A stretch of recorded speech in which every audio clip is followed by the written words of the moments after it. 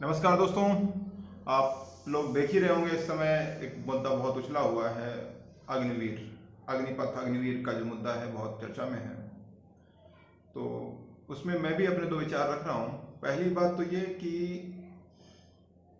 मैं सरकार से या बच्चों को सरकार से ये कहना ही चाहिए, जो भी बच्चे सेलेक्ट हैं पिछले 1.5 साल 2 साल से जिनकी रेस मेडिकल कंप्लीट है, तो उनको कैंसिल करना थोड़ा सा गलत लगता है कि बेचारे वो आशा में थे कि एक एग्ज़ाम होगा उसके बाद उनको नौकरी मिल जाएगी। तो उनके लिए तो खैर झटका है।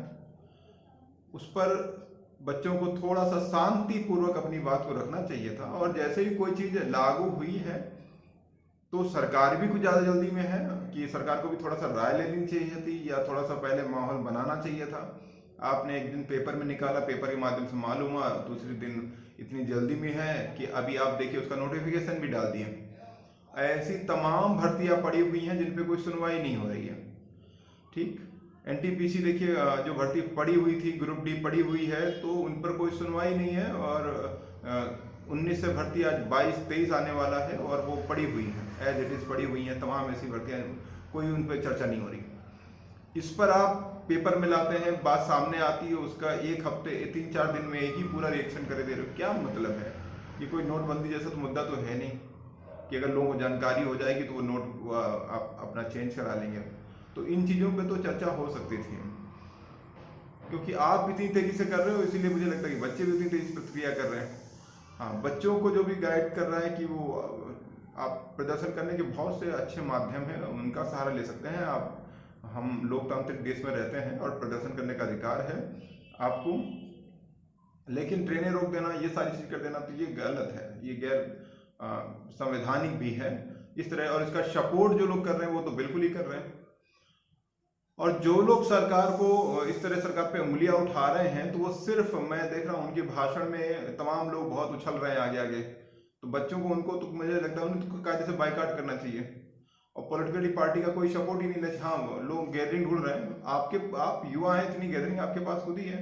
पॉलिटिकल पार्टी का तो मुझे नहीं लगता सपोर्ट लेना है। दूसरी चीज़ है कि जिस तरह से ये आप दंगा, ये दुनिया भर के बवाल कर रहे हैं, तो आप अपनी इमेज को खराब कर रहे हैं। तो इमेज को ना खराब करें, अपनी बात को रखें, कायदे से रखें, ठीक है ना। और देखें कि आपका जो आंदोलन है ये क्या मतलब है। तो इमेज खराब हो रही है, जनता, जो लोग हैं वो आपका, जिसको भी दिक्कत हो रही है वो आपके विरुद्ध हो जाएगा।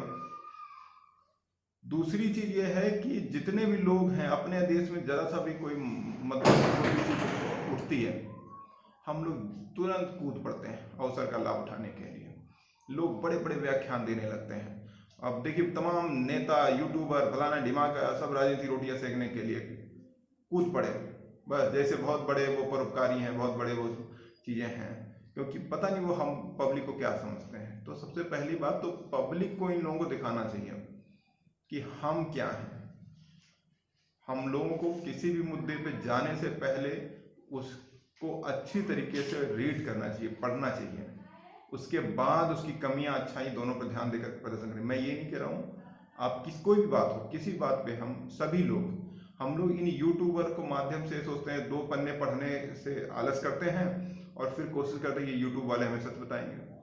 तो यूट्यूब वाले तो सिर्फ मसाला लगा के बात को बता रहे हैं जिससे उनका व्यूज बढ़े हैं। तमाम मैंने यूट्यूब देखा, फर्जी में चल रहा है, कोई बात नहीं है ना।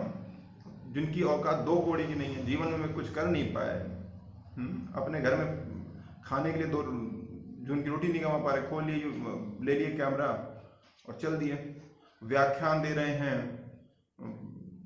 जाने किसी भी घटना के ऊपर में जिसका उनको कुछ मालूम भी नहीं है, पता नहीं कौन सी योग्यता है उनमें, ऐसे व्याख्यान दे रहे। कुछ लोग तो यूट्यूब पे ऐसे ही चिल्लाया करते फर्जी में, मालूम तालूम कुछ है नहीं, बहुत बड़े योग, अरे बहुत बड़े योग्य हो, दिखाओ कौन से, क्या तुमने किया जीवन में, कुछ नहीं, खाली अब चूंकि ये भारत स्वतंत्र देश है और यूट्यूब पे तो बकलोल सफल है।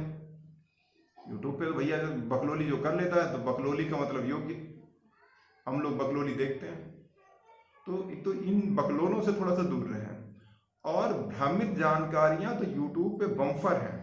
अगर आप सही जानकारी यूट्यूब पे ढूंढने बैठ जाओ तो आज की स्थिति ये है कि आपको सही जानकारी तो मिलेगा ही नहीं मानते हो, उदाहरण दे रहा हूँ, डेली जवाहर नवोदय का एक रिजल्ट डाल के देख लीजिएगा, रोज यूट्यूब वाले, सैकड़ों यूट्यूब वाले डाल रहे हैं, आ गया रिजल्ट, आ गया रिजल्ट, आ गया रिजल्ट। इतना झूठ डाल रहे हैं कि उसकी समिति ने लिख के डाला कि भैया ये रूमर गलत है, अभी तक कोई रिजल्ट हमने नहीं दिया है।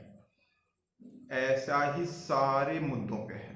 तो इन रूमर से बचें और इन लोगों को इग्नोर करें, क्योंकि ऐसे काम नहीं चलेगा। ये अगर बढ़ते चले जाएंगे तो भी गलत होता है। ज़्यादा बार झूठ, कुछ लोगों ने तो नौटंकी बना रखी है।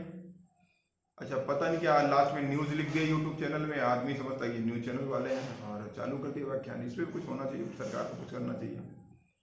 कुछ हर चीज़ की बुराई करते, कुछ हर चीज़ की तारीफें करते हैं, जो मैं पहले भी कह चुका हूँ। और प्रदर्शन करिए। और अग्निवीर जो समस्या है तो उसको हम सेना का अपमान, भैया सेना का अपमान नहीं किया जा रहा है, ठीक? ये सेना का अपमान इसमें जोड़ दे रहे हैं, सेना का अपमान जोड़ दे रहे हैं।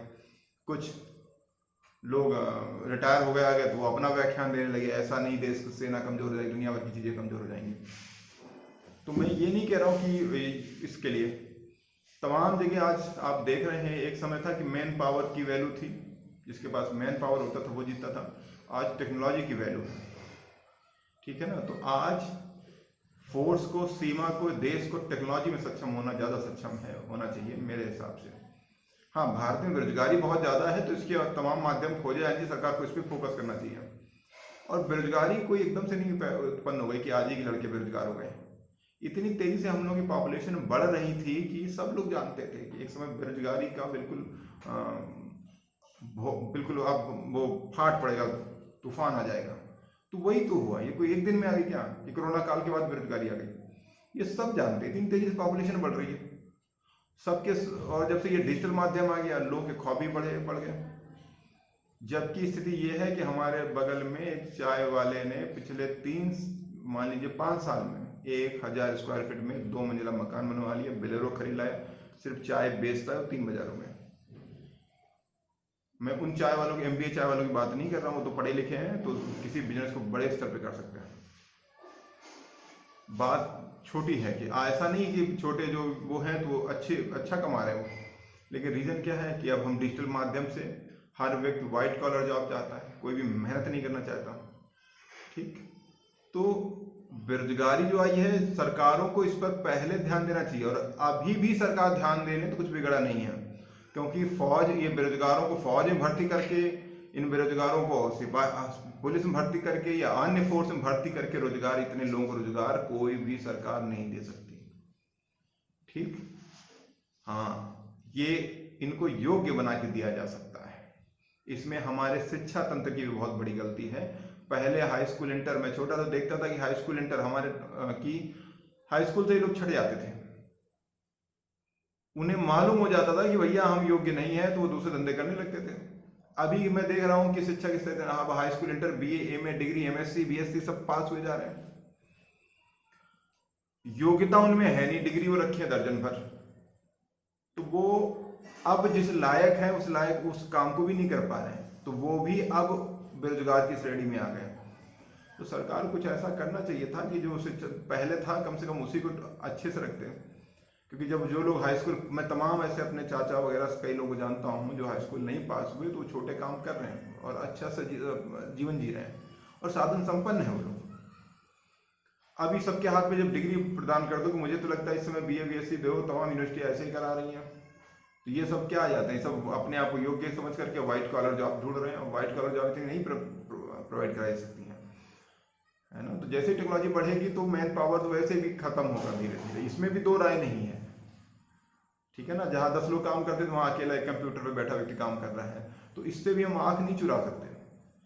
तो ये बेरोजगारी तो बढ़ेगी, इसे रोका नहीं जा सकता। हाँ, अगर इस बेरोजगारी को आप इस तरह से काम प्रदान करने की कोशिश करेंगे तो फिर देश की प्रगति में बाधा आएगी।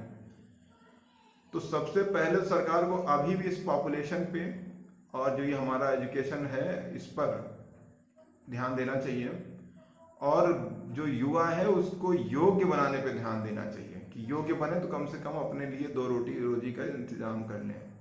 ये ख्वाबी जो डिजिटल, जो हम कह सकते हैं कि जो काल्पनिक दुनिया में जी रहा है ना, यही सबसे बड़ी समस्या है, ठीक है ना? वो गवर्नमेंट नौकरी इसलिए नहीं करना चाहता, तमाम लोग गवर्नमेंट नौकरी इसलिए आते हैं कि गवर्नमेंट जाने के मतलब फ्यूचर सिक्योर, काम नहीं, एक बार सैलरी फिक्स है, सारी चीज़ें, बिजनेस में क्या है, रिस्क है, ठीक।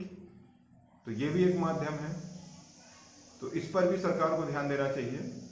और अग्निवीर की अगर बात की जाए तो ये थोड़ा सा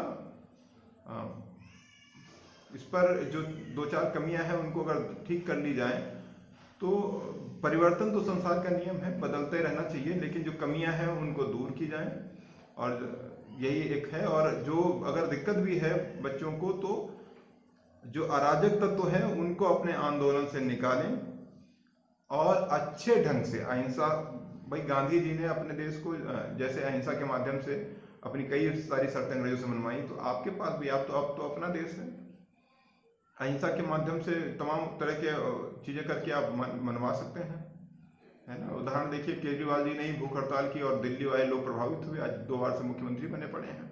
तो ऐसा नहीं कि आप जनता देखती नहीं है, जो जनता जब झूठ में देखती है तो सच भी देखेगी, ठीक। हाँ, बशर्ते कुछ अराजक तत्व तो जिनको मतलब भी नहीं है आदमी में जाने से ना कुछ करने से, वो बेरोजगार बैठे हुए हैं, वो सिर्फ आपके आंदोलन की इमेज खराब कर रहे हैं, उनको बाइकाट कीजिए और लॉजिकली चीज़ों को लेकर के बात कीजिए, ठीक है ना।